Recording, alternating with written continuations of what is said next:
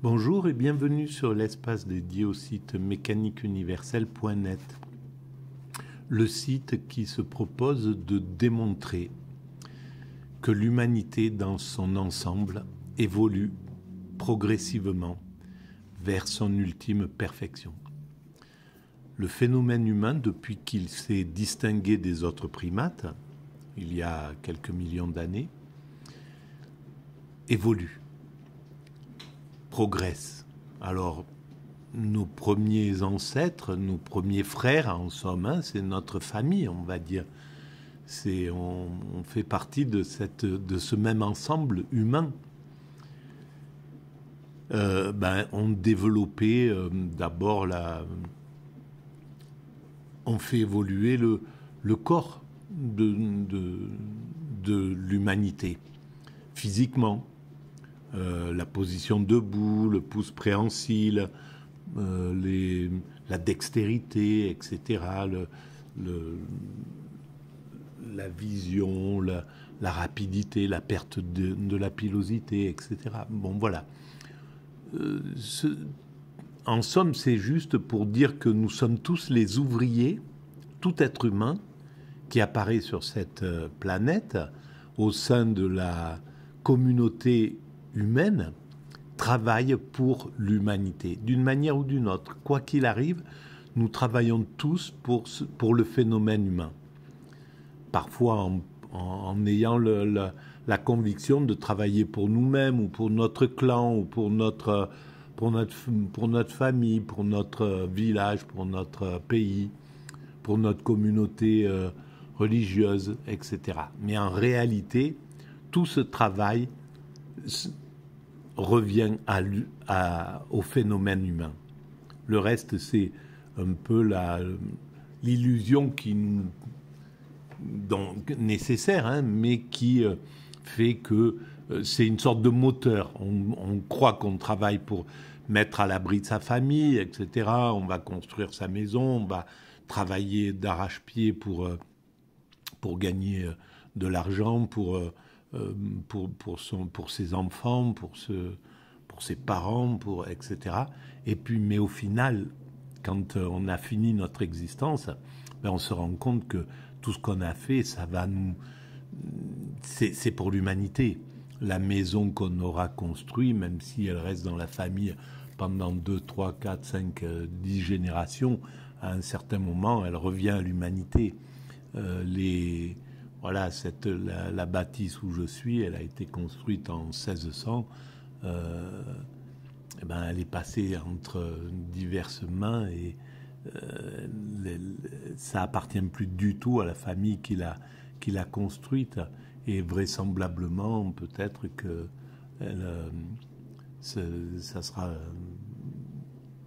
ça partira dans le tronc commun à un certain moment. Voilà. Donc, toute cette stratégie, on pourrait dire, n'est qu'une sorte de carotte pour faire évoluer l'humanité. Voilà. Et donc les premiers hommes ont travaillé, nos premiers grands-parents, en gros, ont fait évoluer notre corps, puis ceux qui sont venus un petit peu après ont développé les outils, tout un tas de nouveaux progrès, la culture, l'agriculture, etc., la domestication. Ils sont allés s'adapter un peu à tous les environnements, comprendre un peu ce monde, voilà, sans savoir réellement ce qu'ils faisaient, à quoi on évolue sans plan déterminé, mais il y a un plan. Ce que je veux dire, c'est qu'il y a un plan sous-jacent à notre évolution, parce qu'en fait, elle n'a jamais dérogé de cet itinéraire vers la perfection dont je parle, et qui est bientôt là, qui va arriver dans quelques siècles. On a déjà fait la plus grande partie de notre évolution, de notre évolution progressive, on va dire.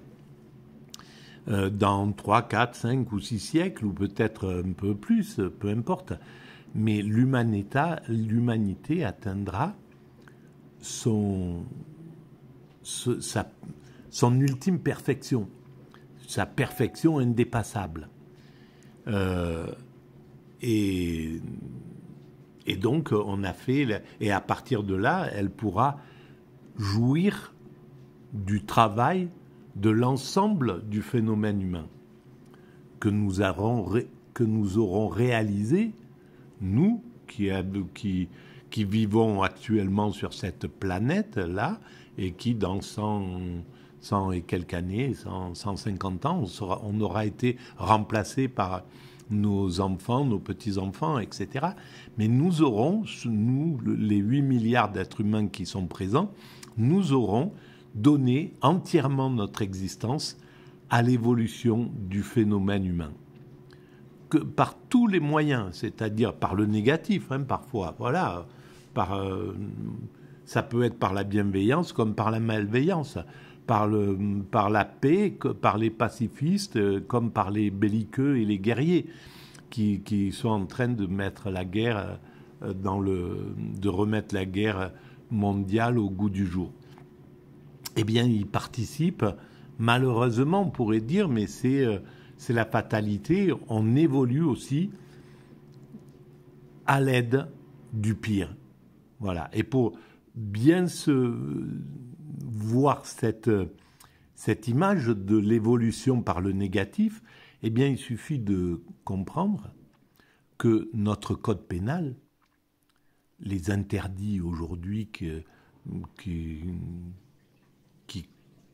sont inscrits dans un bouquin comme une encyclopédie, et c'est chaque interdit, on n'a pas le droit de faire ça, pas le droit de faire ça, pas le droit de faire ça, sous peine de, etc., etc. Eh bien, cette évolution du droit pénal, de nos interdits, qui ont commencé par des tout petits interdits, des prohibitions. Il y a 10 ou 15 000 ans, il y avait les prohibitions, elles étaient très simples. Tu ne tueras pas, tu ne passeras pas à tel endroit au sein de la tribu, tu te comporteras pas comme ça, etc. Et tout ça, ces interdits, progressivement, ont évolué jusqu'à devenir les premières grandes lois mosaïques, justement, tu ne tueras pas, etc., tu ne voleras pas, tu ne convoiteras pas le bien de ton voisin, etc. Les premières lois. Eh bien, tous ces interdits qui sont devenus maintenant légion, et qui ont évolué au fait que on peut, je sais pas moi, il y a même par exemple le vol de la propriété intellectuelle. Eh ben c'est punissable. Il y a 10 000 ans, ça n'existait pas. Et donc, pour arriver à ce code pénal que nous connaissons aujourd'hui, sur toute la planète, il y a du code pénal, comme ça, eh bien, c'est le travail conjoint entre les transgressants, les délinquants, ceux qui trouvent des moyens d'abuser de leurs congénères sans se faire prendre, et les législateurs qui vont, en regardant cet abus, dire on va poser une loi pour interdire cette chose. Donc c'est bien le travail conjoint entre le délinquant qui cherche à trouver des nouvelles manières d'abuser ses congénères et le législateur qui font évoluer le droit, qui font que maintenant il y a des milliers et des milliers de paragraphes d'interdits dans notre code pénal. Voilà. Et donc c'est par ce négatif que l'interdit, et donc qu'on compresse la capacité d'abuser autrui de l'humanité. Parce que c'est la façon dont on maîtrise le comportement humain. Le code pénal, il est là essentiellement pour pour obliger l'humain à se maîtriser de mieux en mieux, pour avoir de moins en moins d'impact négatif envers ses congénères. Et aujourd'hui, par exemple, il y a tout un tas d'interdits qui ne sont pas interdits encore, des moyens d'abuser autrui, je veux dire, qui ne sont pas encore interdits, mais que les législateurs vont commencer à interdire doucement. Par exemple, je cite souvent ce genre de malversation, mais le fait que des médias actuellement ont la possibilité de désinformer le peuple, c'est-à-dire le souverain, leur souverain, puisque en démocratie, le peuple est souverain, eh bien, la capacité de désinformer autrui, pour l'instant, on le critique, on dit, voilà, ils nous ont manipulés, ils nous disent des choses... Bon, par exemple, le fait que, admettons, on prend cette image, Colin Powell qui arrive aux Nations Unies avec une fiole en disant, voilà, l'Irak a des armes chimiques, il faut partir en guerre pour... voilà. Et donc, le résultat, c'est 500 000 morts rapidement. Et il s'avère à la fin que c'est pas... que c'était un mensonge. Là, il n'y a pas de loi qui l'a prohibé, parce que c'est les dominants, c'est les vainqueurs qui font les lois actuellement. Donc, on est dans un mécanisme comme ça. Mais ça... dans 50 ans, dans 100 ans peut-être, ça sera prohibé. Celui qui utilisera ce genre de choses pour abuser l'humanité, eh ben, il sera condamné pour crime contre l'humanité, par exemple. Voilà. Donc, c'est pour expliquer que, par le bien comme par le mal, l'humanité évolue actuellement. Évidemment, on va tendre vers l'évolution par le bien. Et c'est tout l'intérêt peut-être de la mécanique universelle, donc du site que je développe et de cette réflexion. Une réflexion qui a déjà été pensée au sein de l'humanité. Le nombre de philosophes ou de spirituels qui ont souhaité et imaginé que l'humanité irait vers sa perfection, ils sont nombreux. Mais maintenant, on est devant la possibilité de le visualiser clairement, de dire oui, c'est quand même fort, fort possible qu'on parvienne à ça, parce que devant nous, on a tout un tas de petites preuves, de micro-preuves, le fait qu'on ait construit toutes les structures pour fonctionner universellement, l'ONU, l'UNESCO, l'OMS, l'OMC, l'Organisation mondiale du travail, du tourisme, etc., etc. Donc toutes ces structures pour fonctionner universellement sont là. On commence à faire passer tout un tas de choses au patrimoine universel. L'air, les rivières, l'eau, enfin voilà, les fleuves, la mer, bon. Et ça ne va pas s'arrêter, évidemment. Dans 100 ans ou dans 150 ans, ou peut-être bien avant, l'air, la stratosphère, tout ça, ça fera partie du patrimoine universel. La nature, les forêts, voilà. Et donc, même... la forêt française ou la forêt amazonienne ou la forêt soviétique ou russe, je veux dire, ou la forêt chinoise, les Chinois, les Russes, les Français, les Brésiliens ne pourront pas y toucher sans avoir de compte à rendre à l'ensemble humain. Voilà, par exemple. On évolue dans ce sens-là. Alors, bon, vous savez que pour démontrer un petit peu cette théorie, je m'appuie sur des bouquins que je rencontre au hasard de mes pérégrination. Et là, j'ai trouvé ce bouquin, Le Bonheur, anthologie de textes philosophiques et littéraires. Et lorsque je dis l'humanité vise à atteindre intuitivement sa perfection, eh bien, cette perfection, c'est le bonheur absolu. C'est l'extase, c'est le plus haut degré du bonheur. Ce n'est pas les petits bonheurs ordinaires de l'existence, c'est le bonheur, la sérénité absolue. C'est-à-dire le moment où l'homme n'est plus du tout un loup pour l'homme, où l'homme ne représente plus aucun danger ni pour lui, ni pour la planète, ni pour les autres espèces, où on aura atteint le 100% écologique, on n'aura plus du tout d'impact négatif sur notre environnement, le moment où on n'aura plus du tout de frontières, où l'humanité sera chaque être humain qui viendra sur cette planète, qui apparaîtra sur cette planète, qui naîtra sur cette planète, viendra avec l'éducation, le sentiment d'appartenir à l'ensemble humain et qu'il doit protéger, aimer l'ensemble de ses frères humains, de tout, quel qu'il soit. Voilà. Donc, on va vers cette évolution. Et cette évolution, eh bien, c'est notre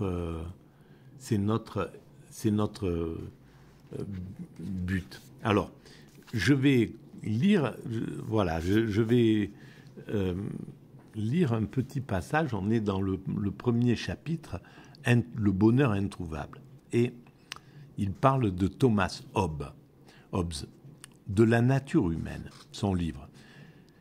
Thomas Hobbes est né en 1588 et il est mort en 1679. Cet ouvrage se veut l'exposé méthodique des éléments les plus simples de la nature de l'homme.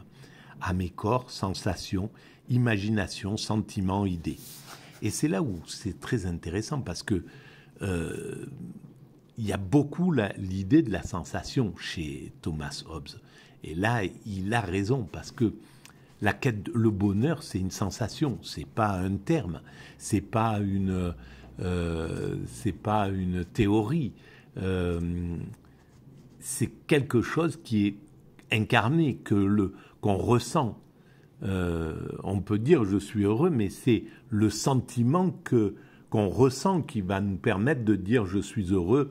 Là, je ressens le bonheur en somme. Donc c'est pas simple, c'est pas quelque chose de superficiel, c'est quelque chose d'incarné.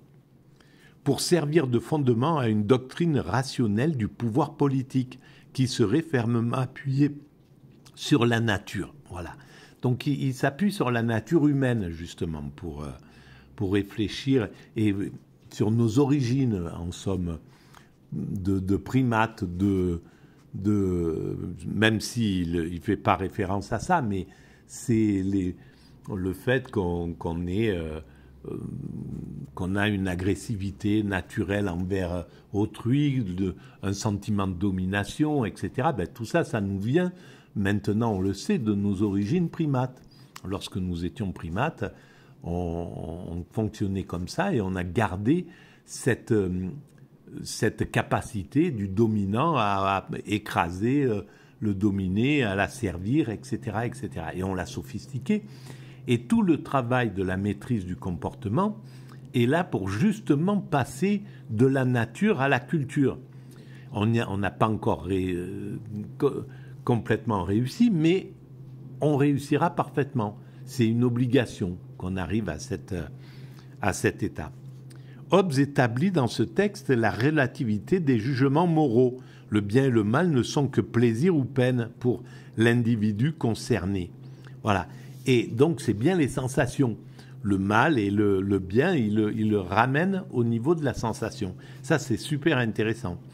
Tout acte tend vers le bien de l'individu, mais la diversité des hommes fait que chacun lui donne un sens différent. Et ça va être la première réflexion qu'on va essayer de penser. Alors voilà, c'est le petit extrait de la nature humaine. Chaque homme appelle bon ce qui est agréable pour lui-même et appelle mal ce qui lui déplaît. Ainsi, chaque homme, différent d'un autre par son tempérament ou sa façon d'être, il en diffère sur la distinction du bien et du mal. Et il n'existe point une bonté absolue considérée sans relation, car la bonté que nous attribuons à Dieu même n'est que sa bonté relativement à nous. Alors pour lui, voilà, il n'y aurait pas de bien suprême. Et là, moi, je ne suis pas d'accord avec ça. Je pense que si on faisait un sondage planétaire sur les 8 milliards d'êtres humains et qu'on lui disait, qu'est-ce que vous voulez faire écarter de l'évolution de l'humanité et qu'est-ce que vous préconiseriez? Je pense que la majorité humaine dirait on ne veut pas de la guerre parce que on sait très bien que les dégâts que c'est, on sait ce qui se passe avec la guerre par exemple. Voilà, le fait qu'il y ait des gens qui dominent les autres, qui soient... Voilà, on sait très bien ce qu'est le bien, ce qui est le mal. On sait très bien que si on fait ce sondage et qu'on dit est-ce que vous êtes pour l'esclavage, 99,99% de la population dira non. Voilà. Est-ce que vous êtes pour l'égalité entre les êtres humains? Ils diront oui. Donc, on sait exactement, au fond, ce qu'est le bien, ce qu'est le mal, dans l'absolu. Bien sûr, après, il y a quand on creuse, on va pouvoir dire oui, la justice de ce côté-ci de la frontière et injustice du côté des Pyrénées, de l'autre côté des Pyrénées. Donc, dire que notre vision, par exemple la vision française actuelle dans le monde et la vision russe, elles s'opposent. Voilà, de la justice, chacun détient une idée de la justice universelle qui est un petit peu différente. Mais dans les grandes lignes, en France comme en Russie par exemple, la grande majorité humaine serait contre la guerre. Voilà, si on l'interrogeait et qu'on lui dise vous voulez arrêter la guerre et vous voulez éviter qu'une guerre arrive, 99% de la population dirait non, dirait oui, on arrête la guerre. Donc, on sait à peu près ce que c'est que le bien, ce que c'est que le mal. On est conscient que la torture, c'est mal, et l'amour du prochain, c'est bien. Que la fraternité, c'est bien, et le racisme ou la détestation d'autrui, c'est mal, etc. Dans les grandes lignes, il y a l'idée, et c'est là où c'est intéressant de penser à l'aide de Platon, du monde des idées. Il y a un bien absolu, il y aurait un mal absolu, il y aurait un monde où il y a les valeurs fondamentales des choses, le beau, etc., etc. Donc, ça, c'est quelque chose d'intéressant. Alors, je vais continuer. Comme nous appelons bonnes ou mauvaises les choses qui nous plaisent ou nous déplaisent, nous appelons bonté et méchanceté les facultés par lesquelles elles produisent ces effets. Les latins désignent par le mot seul pulchritudo les signes de la bonté et ils désignent sous le nom de turpitudo les signes de la méchanceté. Voilà. Alors, il faut bien penser que les choses ont évolué. Mais déjà à l'époque de Hobbes qui est au fond, qui essaye de dédouaner, d'expliquer pourquoi les dominants dominent, pourquoi, etc. Donc c'est pas un moraliste dans le fond, hein.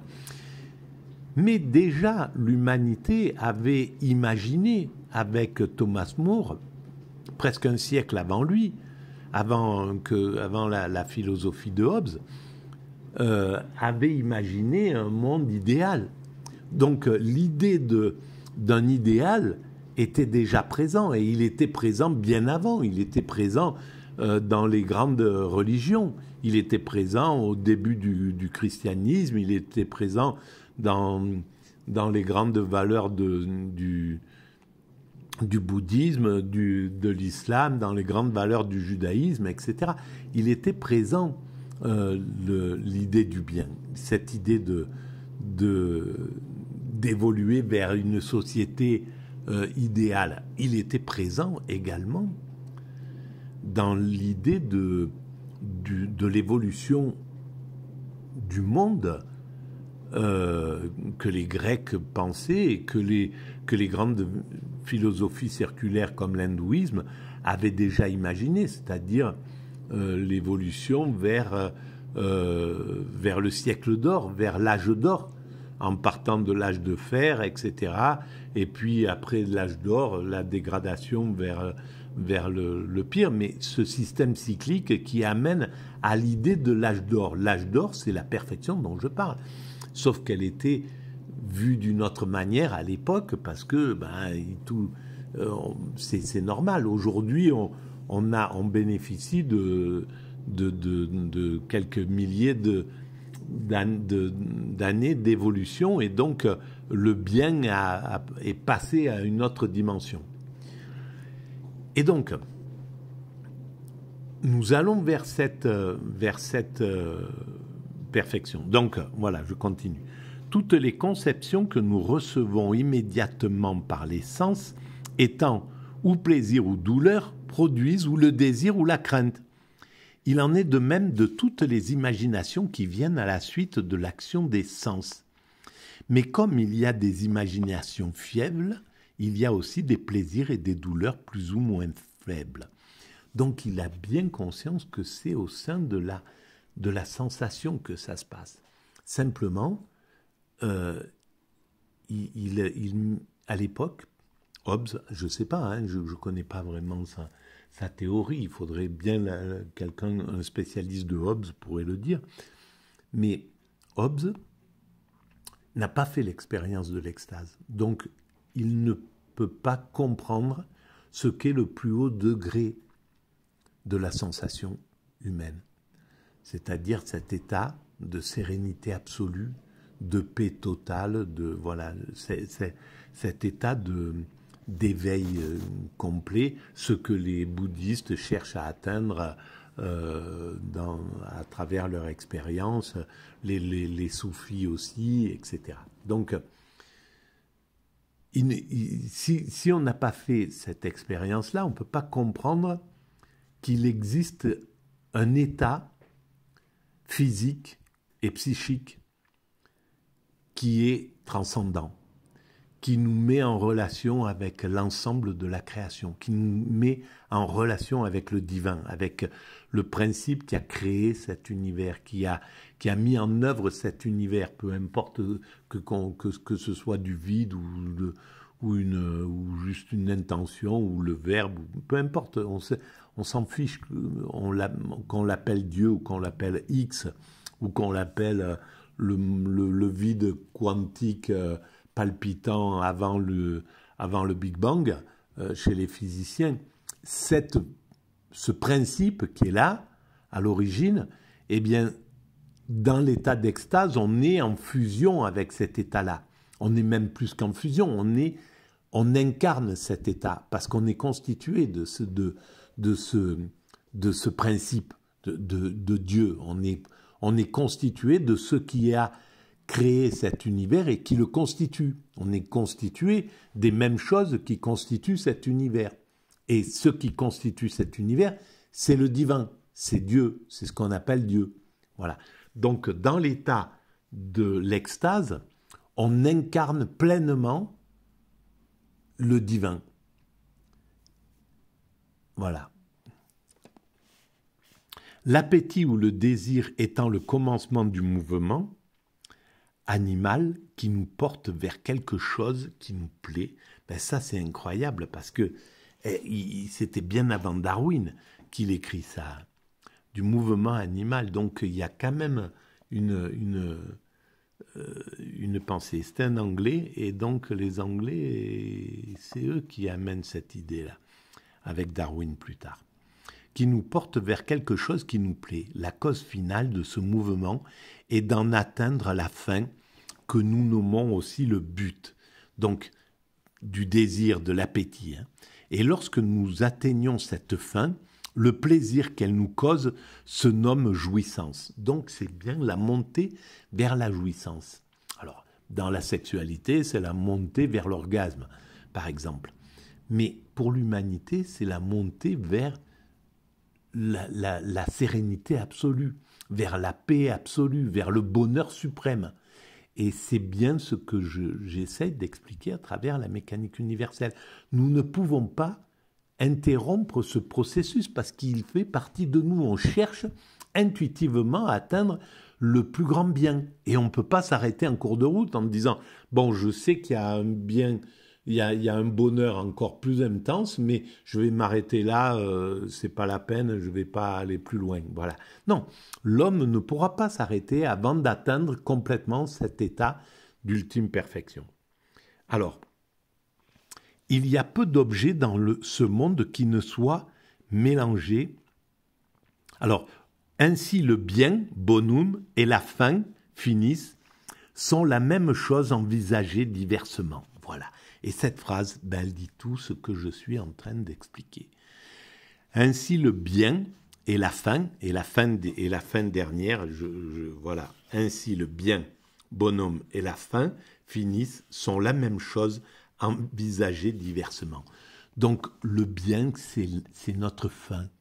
C'est la fin qu'on vise intuitivement. On cherche à atteindre ce bien et ça, c'est notre finalité. Il l'avait compris à l'échelle individuelle, mais puisqu'à l'échelle individuelle, l'humanité, c'est juste la totalité des individus. Donc, ce qui est valable pour un individu est valable pour l'humanité tout entière. Donc, la fin, le bien, c'est la fin que l'humanité cherche à atteindre naturellement, comme chaque être humain cherche à atteindre le bien, cette jouissance absolue, de manière intuitive. Donc je finis, comme ça sera réglé. Il y a peu d'objets dans ce monde qui ne soient mélangés de bien et de mal. Ils sont si intimement et si nécessairement liés que l'on ne peut obtenir l'un sans l'autre. Pour l'homme constructeur, c'est ce qui se passe. Mais quand l'humain aura atteint son ultime perfection, il n'y aura plus ce mélange. Il n'y aura plus que du bien. C'est ainsi que le plaisir qui résulte d'une faute est joint à l'amertume du châtiment. Voilà, bien sûr que le plaisir de ceux qui abusent d'autrui, s'il a réussi à voler quelque chose, par exemple, j'ai eu une petite aventure il y a quelques jours avec quelqu'un qui s'est amusé à jouir d'un instant de pouvoir sur un acte anodin qui était là, et de voir qu'elle pouvait avoir du pouvoir sur autrui l'a fait jubiler, on l'a senti. Mais cet état, il sera mélangé derrière, une fois que l'abus a été réalisé. C'est pas, il y a toujours l'effet négatif derrière. On reste pas indemne d'avoir abusé autrui, même si là on avait le pouvoir à ce moment-là, etc. C'est ainsi que l'honneur est joint communément avec le travail et la peine. Lorsque dans la somme totale de la chaîne, le bien fait la plus grande partie, le tout est appelé bon. Mais quand le mal fait pencher la balance, le tout est appelé mauvais. Voilà. Ben oui, bien sûr. Et quand on rentre dans la guerre, par exemple, à partir de 39, l'humanité passe du côté du mauvais. Et elle a commencé à passer du côté du mauvais, très certainement dans les années 27, quand les fascismes et les nazismes ont commencé à prendre le pouvoir sur la planète, et que la loi, l'égalité, le bien commençait à se réduire, etc. Voilà. Et là, on rentre dans quelque chose qui semble un petit peu similaire à cela. Donc, ça a été traduit par le baron d'Holbach en 1772. Voilà, on va arrêter là pour cette vidéo. Et elle est longue, hein, cette vidéo, je suis désolé, 35 minutes, c'est une des plus longues. Si vous pensez que ces idées ont un peu d'intérêt pour la collectivité, vous pouvez mettre des pouces, vous abonner, c'est gratuit tout ça, et ça augmente la visibilité. Vous pouvez envoyer les liens à vos amis, le lien à vos connaissances. Si vous pensez que ça peut les intéresser, vous pouvez aller visiter le site mécaniqueuniverselle.net où je développe cette théorie. Il y a toujours un lien dans les vidéos. Et vous pouvez laisser des commentaires. J'y réponds et ça fait, semble-t-il, évoluer la visibilité du site. Voilà, je vous remercie et je vous dis à très bientôt.